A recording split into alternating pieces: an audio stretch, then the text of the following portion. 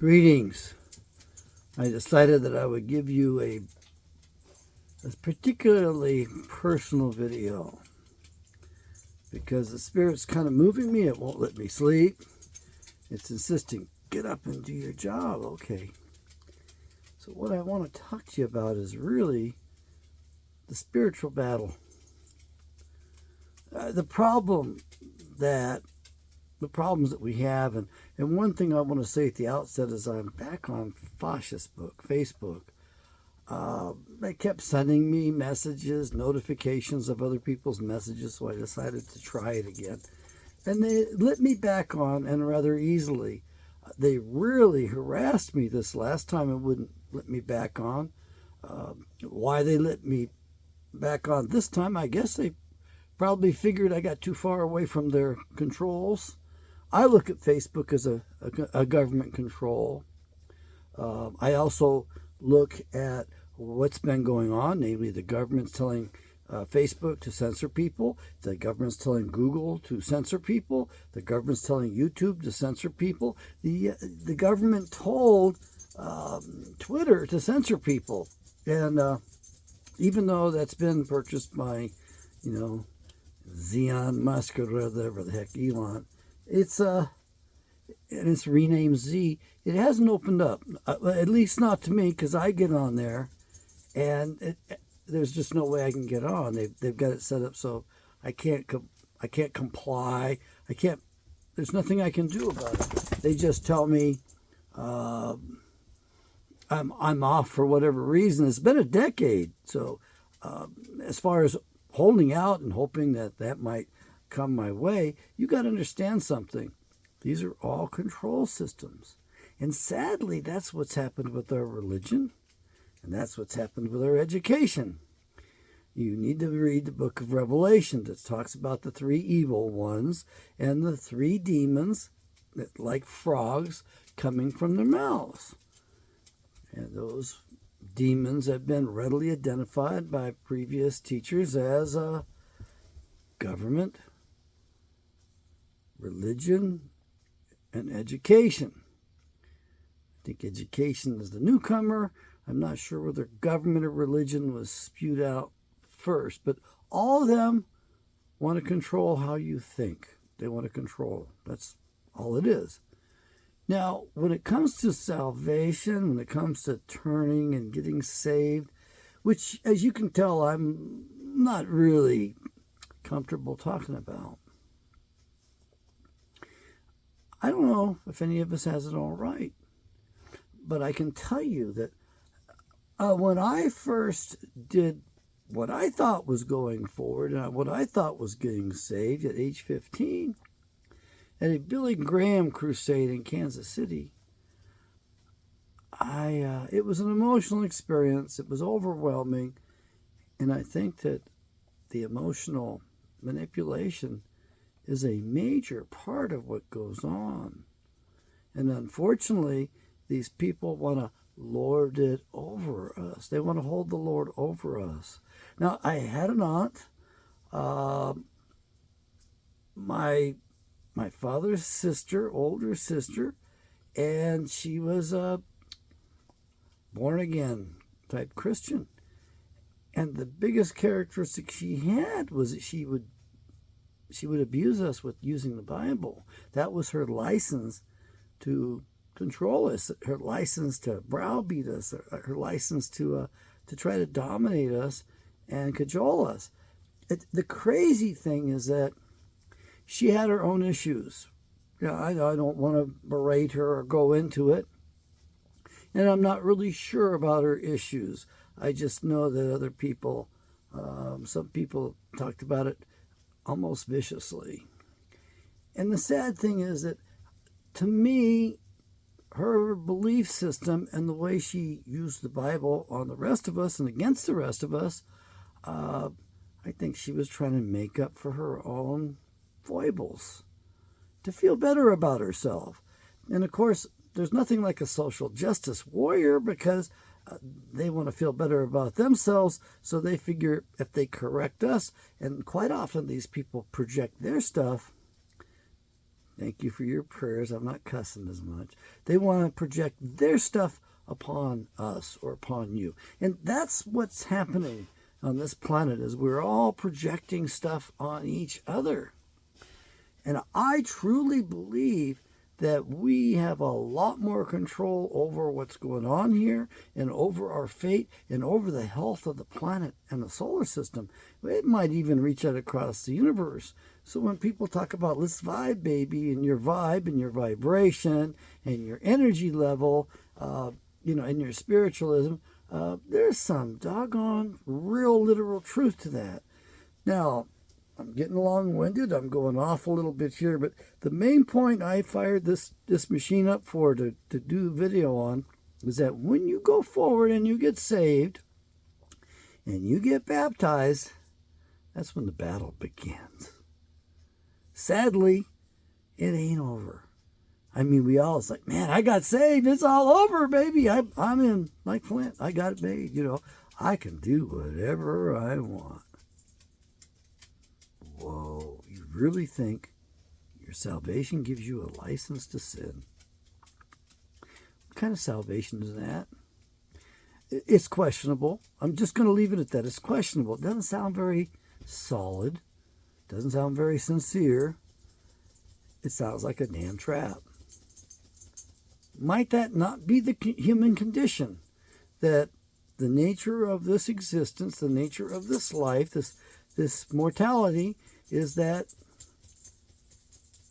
we're subject to these, I want to say, instant recalls, instant karma, instant retribution. That's what the footnotes were in the old NIV Study Bible. I believe that it was instant karma in the early Christian church, and I believe the Emperor Constantinople took that out of the teachings. Why? Because of his wife. This was a lecture from Dr. Aranzula, which she was teaching history and English. Can't remember which class that was in. I loved her lectures, and she knew her stuff. So basically, the Emperor Constantine's wife came from the streets, and he didn't like the idea of karma because his wife had some bad habits. This is according to Dr. Aranzula, lectures 50 years ago. And the emperor's wife would entertain her guests in the dungeon. It also turns out that the Emperor Constantine was a descendant of Herod the Great, which of course makes him an Edomite, basically a Canaanite descendant.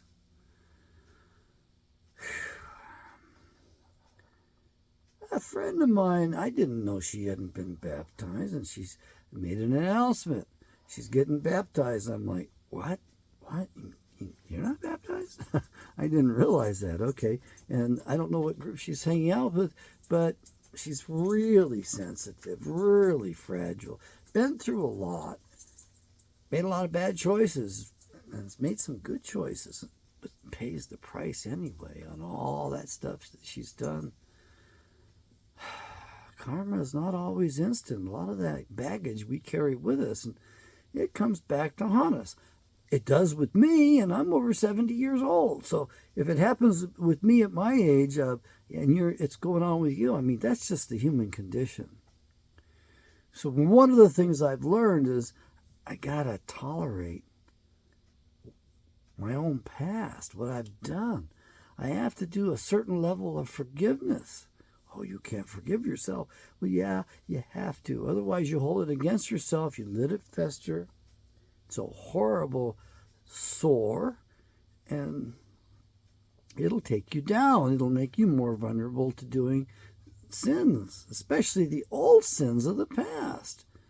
So these are not, it's not easily won ground. And I got a book given to me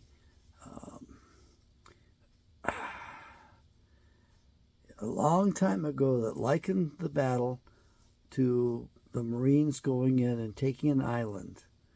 And when they go in to take an island, it's not instant. They take a little bit of ground at a time, and it takes them quite a long time. to take it. It's hard-fought battle. And once they go into an island, that's when the resistance comes up. It's the same way with our souls. We go into the good stuff, and that's when the resistance comes up. And I like to use that term resistance because that was the name for the communist effort during World War II. And that's what Alex Jones talks about. You're the resistance. No, you aren't. No, you don't even equate yourself with the communists of France, you know. It's like in World War II, it was like everybody was a bad guy if you want to look at it a little bit realistically. Everybody had problems. Everybody had some bad stuff going on. So we think, oh, the French resistance was noble because they were going against the Nazis. The French communists were going against the German socialists. What's the difference? But that's the problem we have. The lives we live. And we get converted. And the question I have to ask is, what's the difference? And of course, we're told that once we're saved, that's it.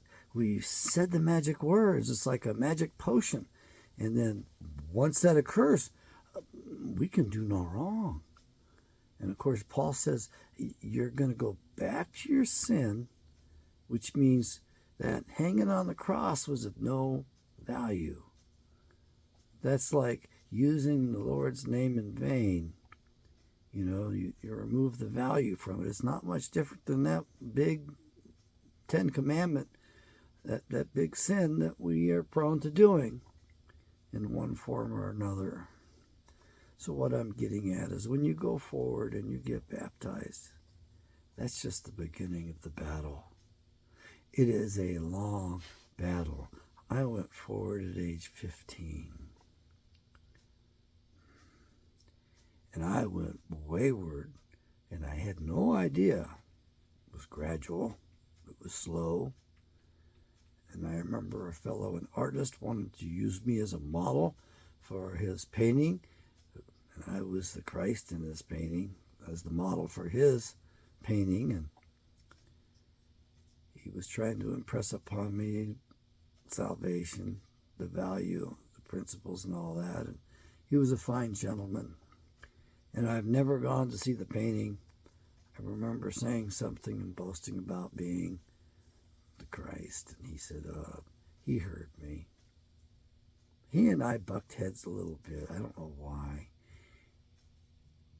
He really was a fine gentleman. He really did his best to witness to me. And at the time I was going to Berklee College of Music, and he approached me on the bus because I had this beautiful long hair that was down to my waist. So he was painting the old romanticized version of Yahshua, who you like to call Jesus out there. And my hair was brown. It was very long. It was parted in the middle. I grew it out. That would have been that was the second time I grew my hair out. I made some bad choices, got in some trouble, and I cut the hair off. And then I grew it out again, and it didn't go quite as long as the first time. The first time was 26.5 inches long is what I measured. I'd sit on the stuff. It was all over the place. I just spent a lot of time brushing it out every day, or it was pretty straight. And I took good care of it overall.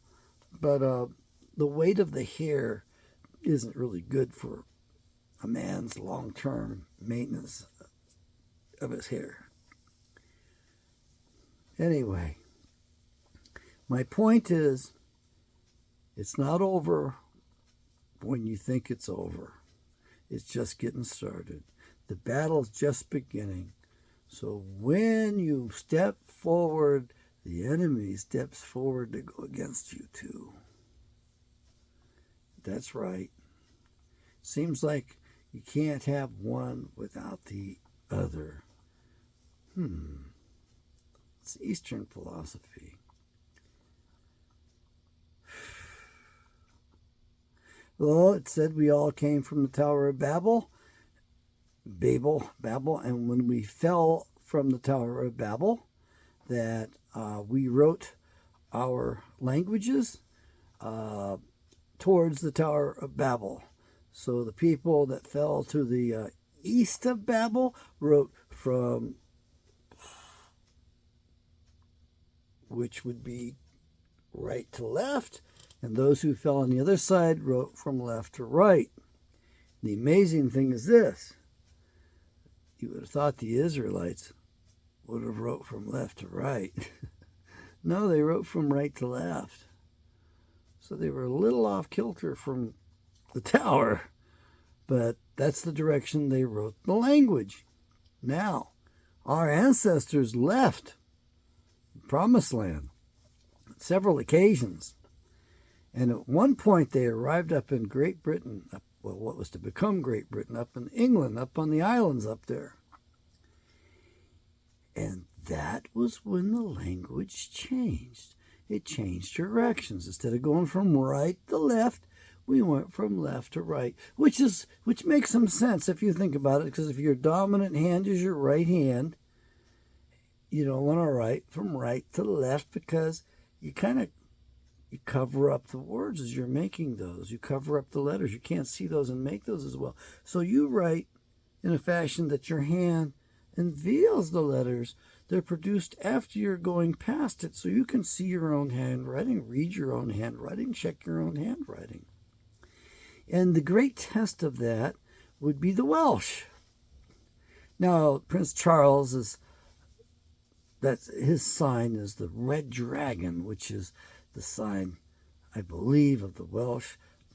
The Celts, I might not have this exactly right, and there's a little bit of slip in these and slop in these historical things. So you've got to look at it carefully, and if I get it wrong, forgive me on that. Give me a little bit of latitude. But the pillow stone, which they hauled with them, was called Lia Fèil. This is an important lesson in our history.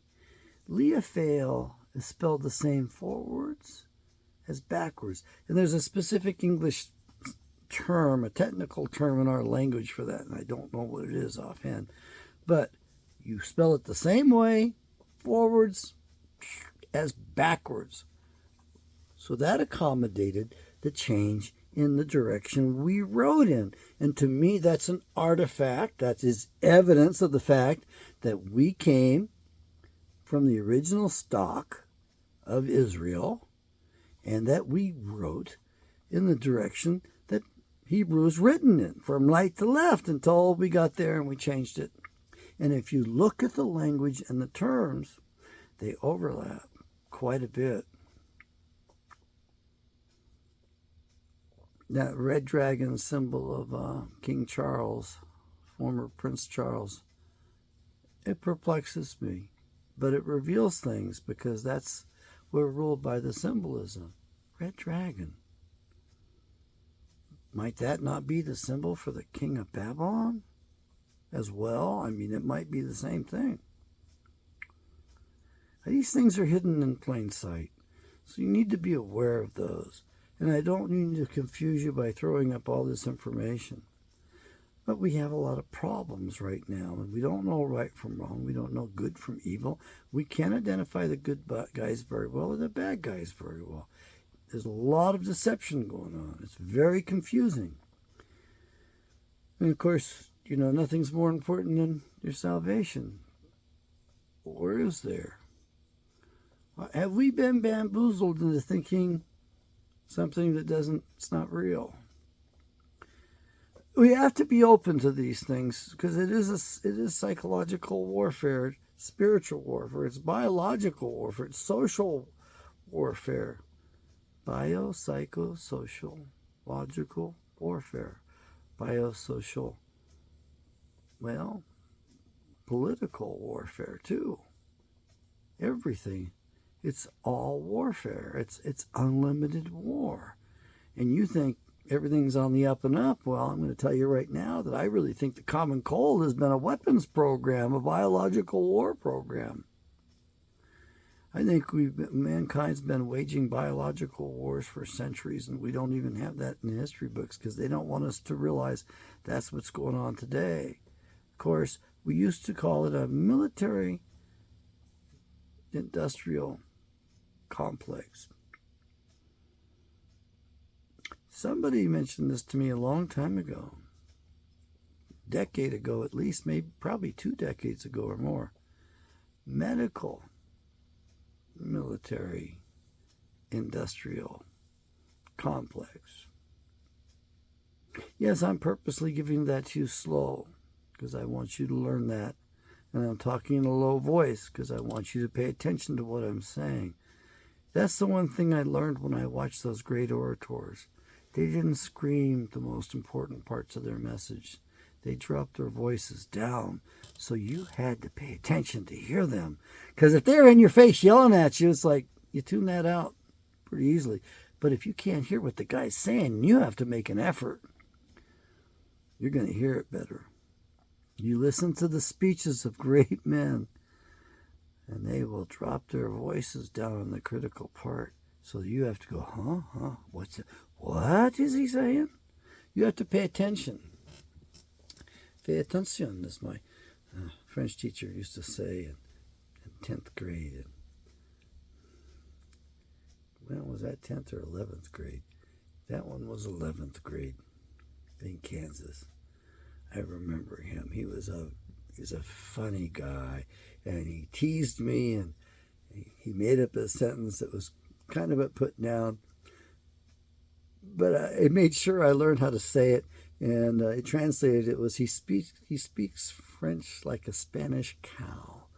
So I wish I could remember his name. He was one of my fondest teachers. He was a little black dude. We didn't have many blacks teaching in the schools at that point, and not that many men teaching in the schools either. Mr. Morris. Mr. Morris was his name. Oh, my God. He was entertaining, charming, and he made French a joy. We were required to take a language, right? Mr. Morris. I doubt he's alive today. He'd be quite a bit older than I am. I mean, he's got to have passed away, but Mr. Morris had a heck of a sense of humor. He was very sharp-witted.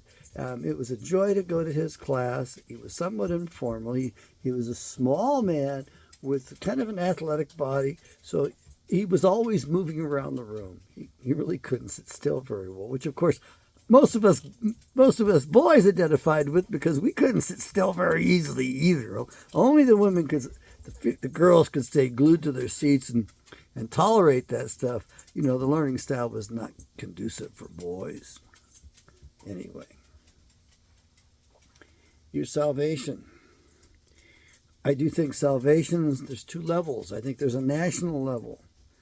And our national salvation is not good. And there's an individual level. And I'm not so sure that's so hot either, but it's much better than the national level. As a nation, we're definitely condemned. But the evil ones have taken us over, and we've allowed them to talk us into doing evil. And that's how they get us to the dark side.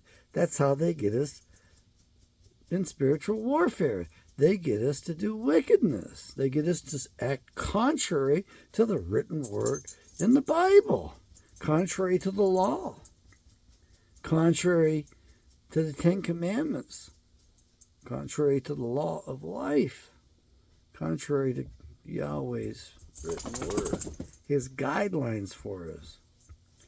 And if you don't think that you don't suffer because of violations of the 10 Commandments, then please go read the Bible in two books, Leviticus and Deuteronomy, and you will find a double witness. The curses for disobedience, the consequences for disobedience, and you'll have the blessings for obedience, the rewards for obedience. And they're almost identical. And here's the deal. That's my nation today. When I read those consequences, that's what America's going through. So the fight for America is not over yet. It's just like the fight for your soul. It's not over yet. Run the race. Run the race to win for the prize. I don't like the analogy because there's only one winner in the race. And each one of us is racing against ourselves or parts of ourselves that we don't want to acknowledge or recognize. Like my aunt with her bad habits. She didn't have a lot of them, but as a result, she lorded it over the rest of us because of her guilt and her wanting to feel better about herself. And a lot of us, our actions are built upon we want to feel better about ourselves. We want to feel good about ourselves. And that's where we get into projecting onto others. We split off the unacceptable parts of ourselves and we put it on the other son of a bitch so we can condemn them. Isn't that incredible? That we're actually condemning parts of ourselves? Isn't that incredible that it's actually a self-condemnation? Did Yahweh build that into us? As a psychologist, I can tell you it was built in. It's hardwired in. The parts of the body that mediate fear and rage are also active during paranoia.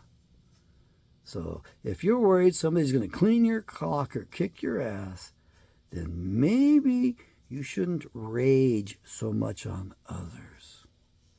Because when we rage on other people, we activate the amygdala, the same part of the brain. And so that becomes overactive. This is the theory of Dr. John Taylor Kent, the psychologist part of me.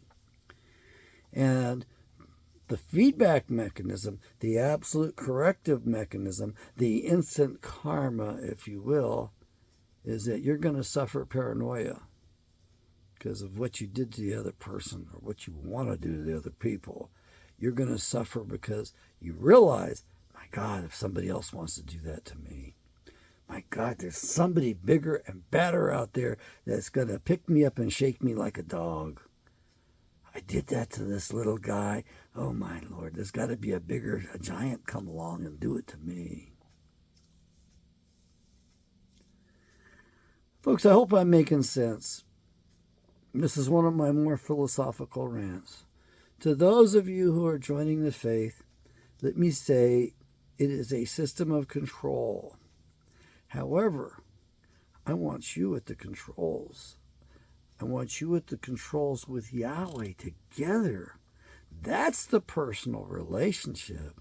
And Yahshua, his son, always directed us back to Yahweh, his Father.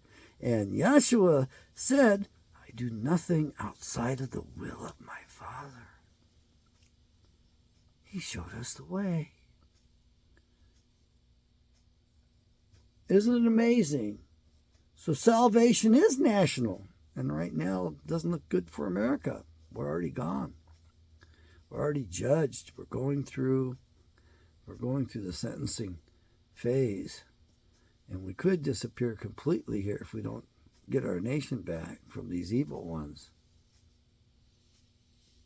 And then again, we each have our individual salvation, our individual standing with Yahweh. So it's just kind of amazing to me.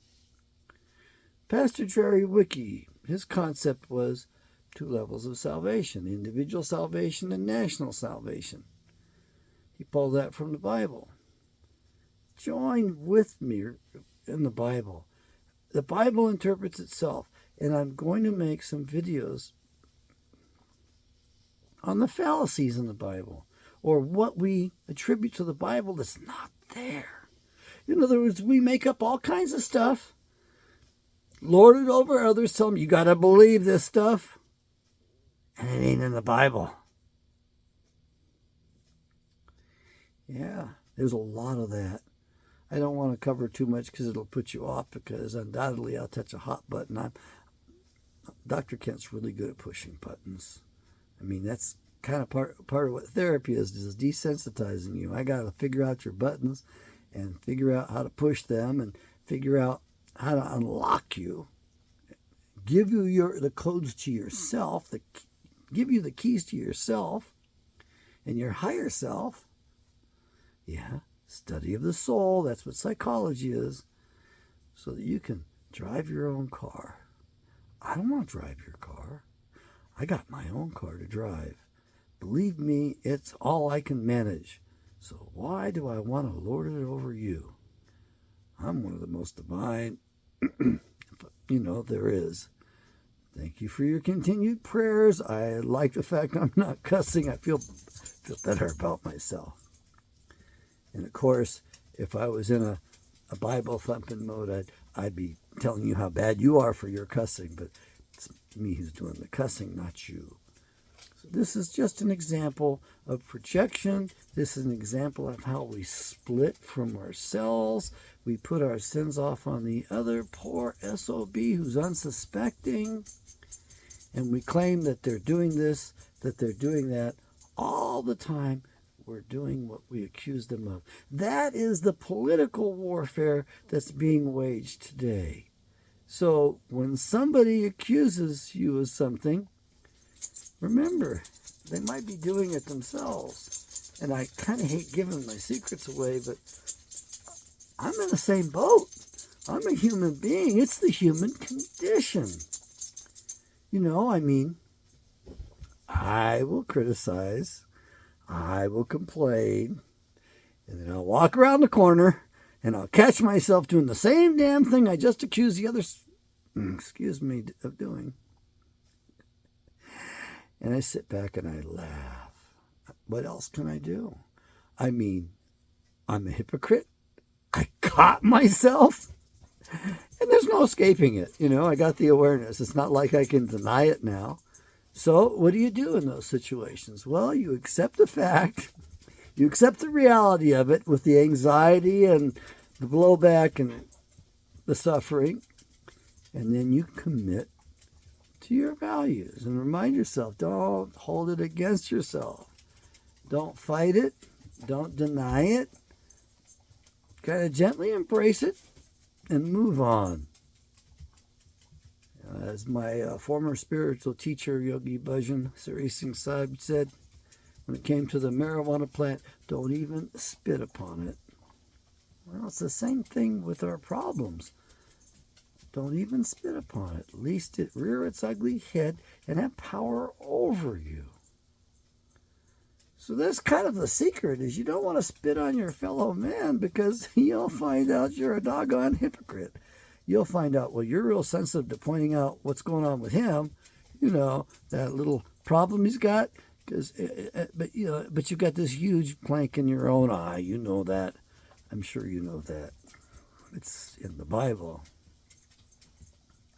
That's part of the human condition. Believe me, I give more weight to what Yahshua is quoted as saying than about any other part of the Bible. I love the old red letter versions, and if I ever get to a point where I'm publishing my own, I want to go back to red letters. Or can we use green letters? Or purple letters? I know the blood is red, but I still like the idea of putting the letters in purple or green or blue-green, which was my favorite color, and that was the color of the sweater my aunt gave me when I was in about 2nd or 3rd grade, and I wore the sweater for a long time. I was so small, I can't believe it.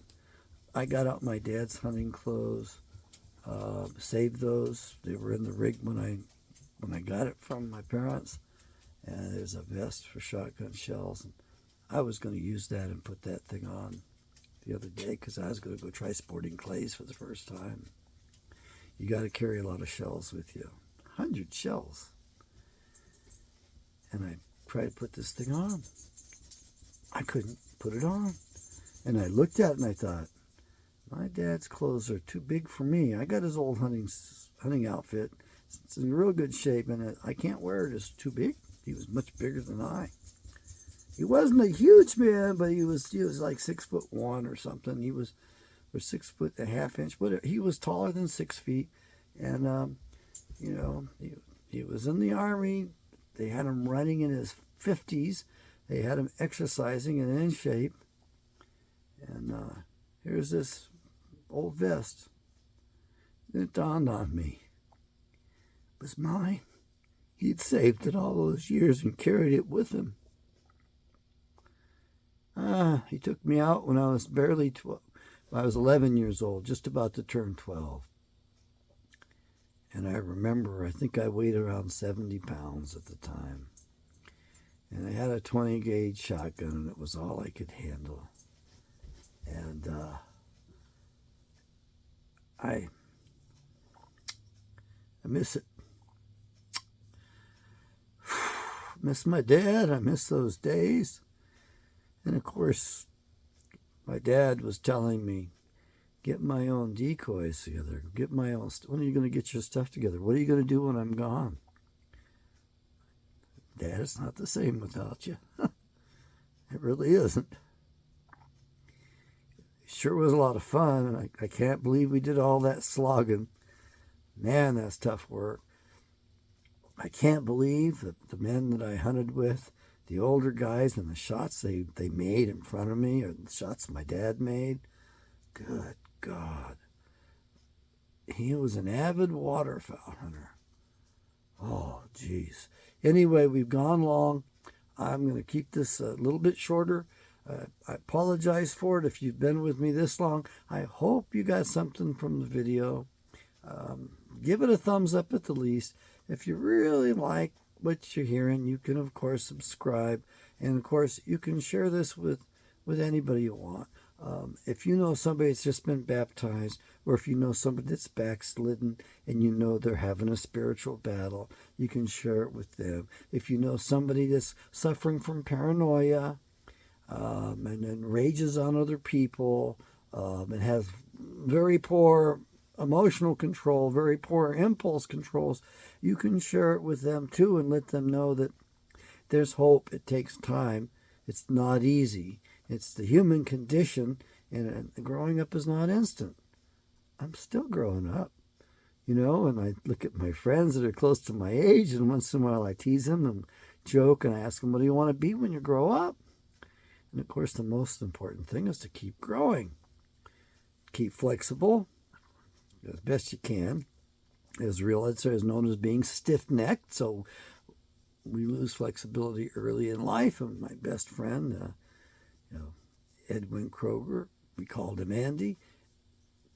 He was pretty rigid, man. I mean, the Bible is the Bible, and that was it. He just took it right straight out literal, and I miss him too. What a good girl. Come on up here. Up. Oh, yes, let's make our appearance. Oh, she's so sweet. Unfortunately, we got some necrosis from the training collar, and at least the dumbass owns her. Whoops. There I go. Just woke up and realized what's going on. Yeah. Oh, yes, it's a sweet girl. And so that puts a little dent in our training. She did so good with the trainer. The training is just, it's so wonderful, but I got to give her a break. I got to go learn my footwork. It's just like dancing. Yes, I like to dance. It's been a while. Hey, no. Off. There you go. Rocking the table. Off. Come on. Yes. What did I say? Good. Off. Try to give the dogs a lot of independence and personality. And, I try to play. And the problem is she's so powerful. I can't. I can dish it out to her, but I sure can't take what she can dish out, man. This is a super dog.